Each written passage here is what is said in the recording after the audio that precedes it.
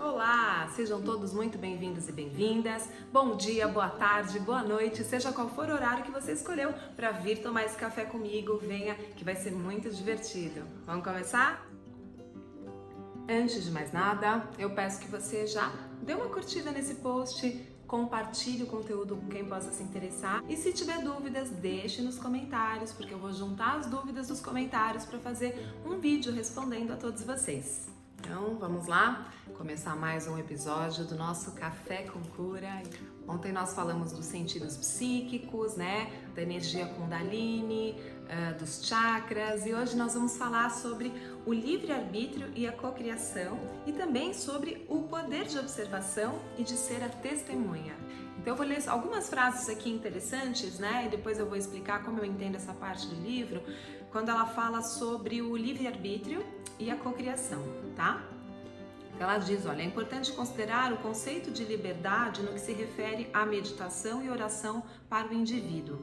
Vontade própria e livre-arbítrio são crenças de que temos o poder de fazer nossas próprias escolhas. As conotações espirituais do livre-arbítrio nos dão a autoridade sobre nós mesmos para nos conectar com o que entendemos ser Deus ou o Criador. O que é isso? O que é essa autoridade que o livre-arbítrio nos dá, né, para essa conexão? A gente já vai entender e vocês vão perceber como é muito profundo esse conceito, como é muito importante.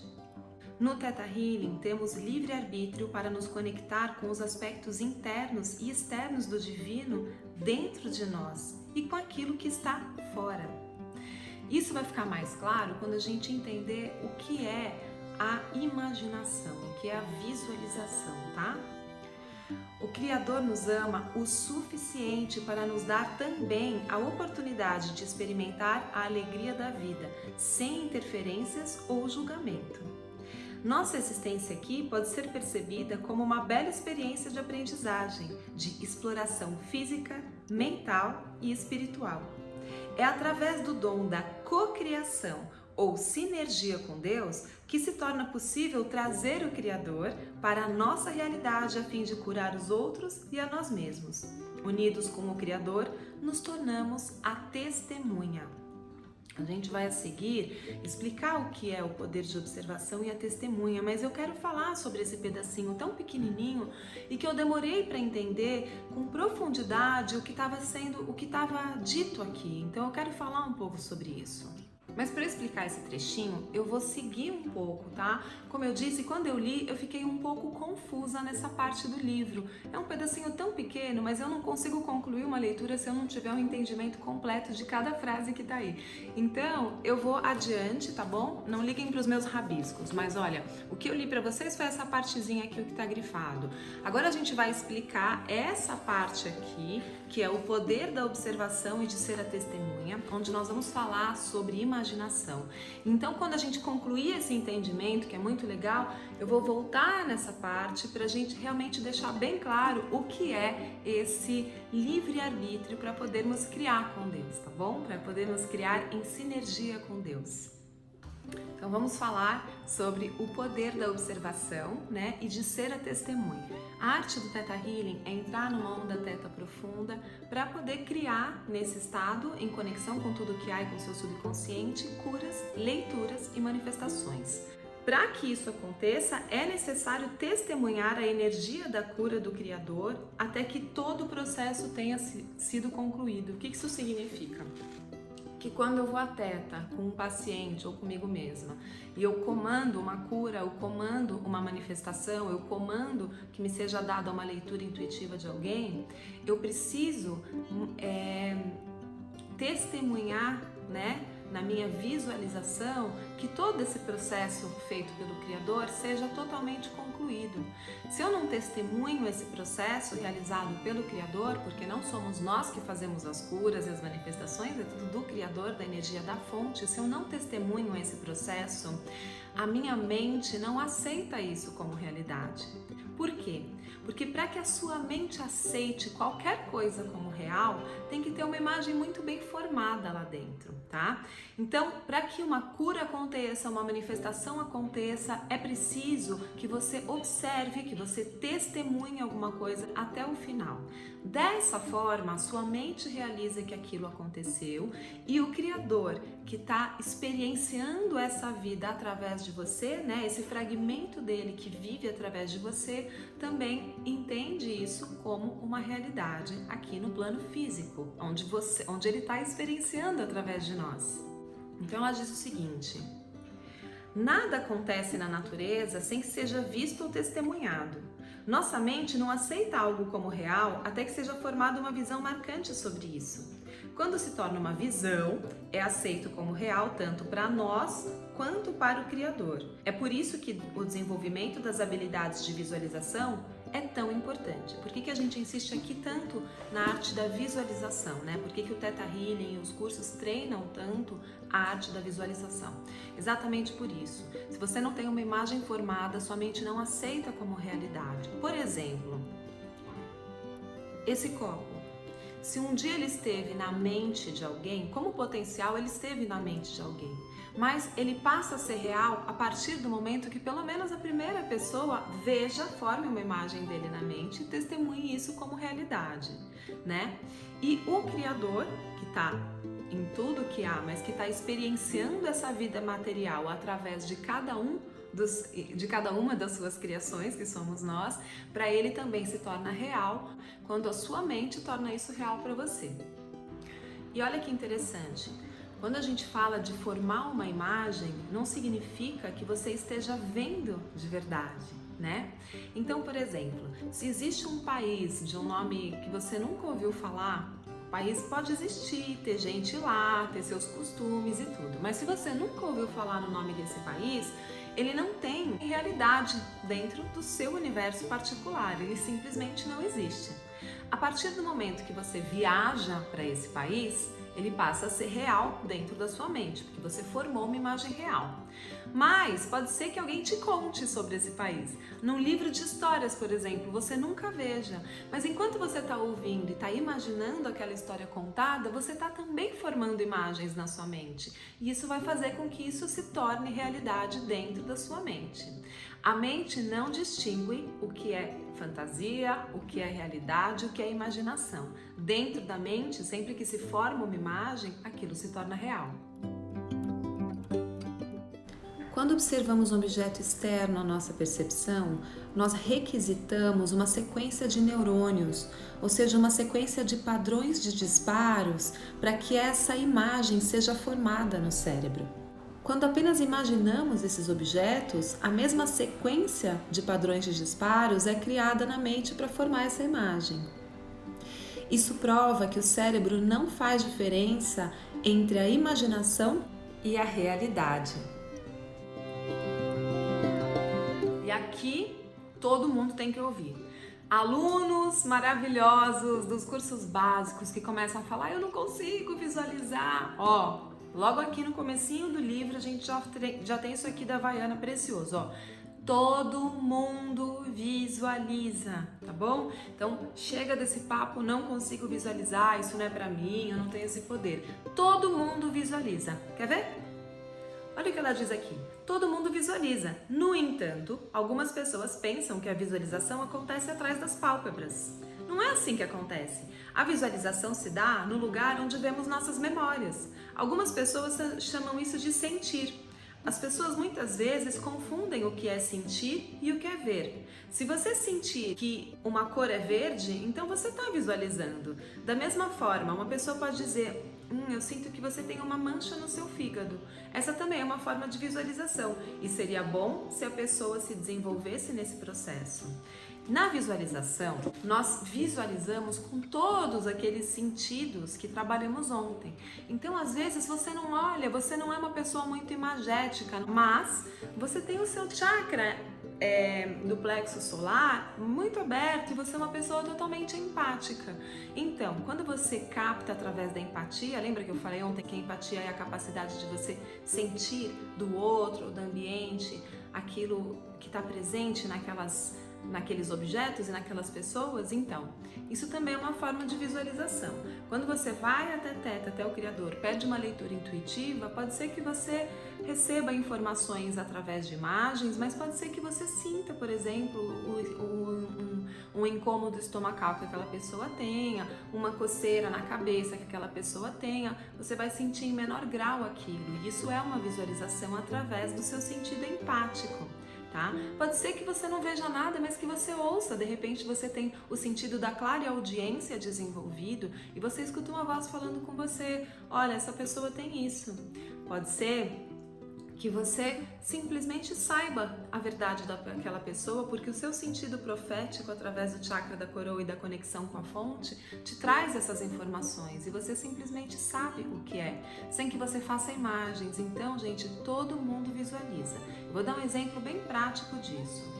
Olha o que ela fala aqui. Visualização é, na verdade, uma ação que realizamos a todo instante, todos os dias. 90% dos estímulos sensoriais do cérebro são visuais, assim como pelo menos metade da memória armazenada. Então, nós visualizamos constantemente, quer estejamos atentos ou não. Gente, a gente usa o nosso imaginário na nossa tela mental o dia todo para planejar, para conduzir nossas vidas. Se, por exemplo, alguém te pergunta, como que eu faço para chegar daqui até o supermercado, né? Uma pessoa te encontra na rua e pergunta como que faz para chegar no mercado. Você vai falar, olha, segue aqui em frente, vira a primeira direita, ali no segundo farol você cruza e logo vira à esquerda. Você está imaginando. No seu mapa mental você já tem esse trajeto e você vai relembrando, porque a imaginação está lá no mesmo lugar onde ficam as memórias, você vai relembrando e vai contando para ela. Essa pessoa que ainda não conhece esse lugar, apesar de não conhecer, também foi criando imagens nesse plano mental dela que a conduzem através da sua orientação até esse lugar. Então isso tudo é visualização, percebe? Se eu pedir para você agora fechar os olhos e imaginar uma galinha azul dançando, você vai imaginar uma galinha azul dançando, apesar de que isso nunca aconteceu enquanto realidade em qualquer lugar, né? Olha aqui. Sempre que você decide cortar a grama, cozinhar o jantar, comprar um vestido novo, limpar a sua casa, contar uma piada ou descrever um livro ou um filme, imaginação e visualização estão trabalhando. A tela mental está constantemente em movimento. E aí ela dá o exemplo do sonho, né? Quando a gente sonha, no momento do sonho, é como se aquilo realmente estivesse acontecendo. O seu corpo reage como se estivesse acontecendo mesmo. Então, se você sonha que está caindo de um precipício, você vai ter essas sensações. E se um sonho ficar muito repetido na sua cabeça, você pode acabar aceitando aquilo como realidade. E você sempre está revivendo aquelas emoções como se tivesse acordado. No sonho, você geralmente não sabe que está sonhando. E aí que vem a parte mais legal. Esperar a visão se tornar realidade é mais do que apenas um ato de visualização. É um ato de criação. Decidir sobre algo que nós realmente queremos que aconteça e visualizá-lo com concentração, fé e desejo põe grandes poderes em movimento. A criação da realidade através da visualização é um poder natural que todos nós empregamos inconscientemente. Pensamentos que passam por nossa mente criam nossa vida.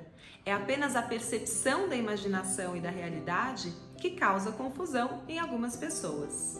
Gente, só esse parágrafo daria uma palestra gigante. Uma pessoa que imagina alguma coisa com riqueza de detalhes, quer muito que aquilo aconteça, né? Deseja que aquilo realmente aconteça com todo o seu coração e coloca a sua energia para realizar, não tem como não materializar. São forças muito fortes que são movimentadas a partir dessa equação: visualização, desejo e ação. Nada pode ir contra isso, e a gente faz isso o tempo inteiro, conscientemente ou não. Se você pegar um prédio, né? Um prédio que você vê aí, ele é a manifestação do que um dia esteve no projeto da mente de alguém. Alguém um dia quis construir aquele prédio, alguém um dia imaginou, visualizou e então começou a visualizar com uma riqueza de detalhes para saber exatamente o que queria. Se a construção ia acontecer num terreno plano, que faces iam estar voltadas para o sol, todos os detalhes foram imaginados, quantos andares, qual é a localização, que tipo de estrutura, que tipo de estética, todos esses detalhes estiveram dentro da imaginação de alguém. A imaginação nos é dada para que nós possamos criar nossa realidade. É só a partir da imaginação que você tem a capacidade de resolver conflitos na sua vida, de resolver desafios. Quando você tem um perrengue lá, você precisa da sua capacidade imaginativa, né, e analítica para poder criar uma solução e passar por aquilo. Então, o tempo inteiro você está imaginando. Agora, se eu não dou função para minha imaginação, se eu não coloco foco para minha imaginação de acordo com os ideais mais elevados que eu desejo que aconteçam para mim, ela vai imaginar sozinha ou ela vai ficar sonhando com a imaginação dos outros. Percebe? Então, essa ideia que esteve na mente de alguém virou um projeto e através do grande desejo de realização houve uma união de energia, ou seja, a pessoa uniu seus recursos, suas parcerias e investiu em trabalho, em dinheiro e no que foi preciso, né, em contratações, até que aquilo se manifestasse enquanto realidade. Agora, se essa pessoa fosse só um sonhador, né, ficasse só no plano dos sonhos, da fantasia, ele poderia estar sonhando com esse prédio até hoje. E isso não ia acontecer. Então vamos entender a diferença entre imaginação e fantasia. Elas vêm do mesmo lugar, elas brotam na sua consciência. No entanto, a imaginação, a visualização fazem projetos. A fantasia te traz um contentamento momentâneo só com a arte do imaginar. E isso pode ser muito ruim. Uma pessoa que vive num mundo de fantasias, ela pode se perder naquilo e ficar vivendo a vida que os outros estão criando para ela. Olha para esse momento. Com tantas coisas acontecendo, com tanta demanda, com tantas necessidades que o mundo pede hoje, quantas pessoas você conhece que estão assistindo, que estão acompanhando um programa como o Big Brother? Nada contra a programação, mas você concorda? Que valor te acrescenta a viver a vida do outro? Que valor te acrescenta? É muito bom ver histórias, ver novelas, mas que valor te acrescenta ficar na fantasia de ser aquele personagem do filme, de ser aquela marombada do fitness do Instagram? Cada um está vivendo a sua vida, mas se você não criar objetivos para a sua imaginação não vai parar de qualquer jeito, só que em vez dela virar projeto de vida e realização, ela vira fantasia. Então é aí que a gente pode voltar lá no começo do livro, quando a gente falou de livre-arbítrio, e entender o que é esse livre-arbítrio, né? Que é a autoridade que você tem, que Deus te deu, de usar a sua imaginação como criação, para realmente criar a sua realidade. Caso contrário, se a sua escolha através do livre-arbítrio for não realizar, você vai ser levado pela imaginação alheia, porque tudo aqui na existência tem uma função. Você tem uma função. Arro.